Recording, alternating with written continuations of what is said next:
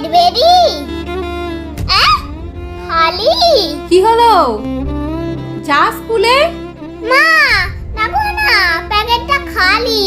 খালি থাক, তুই ওটা ফেল, যা স্কুলে যা, ফেল।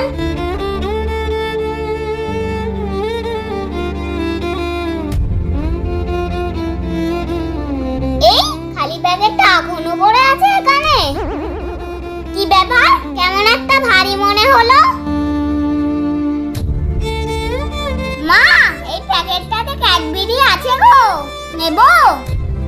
ঠিক আছে বাবা, নাও নাও। ইয়ে, কি মজা।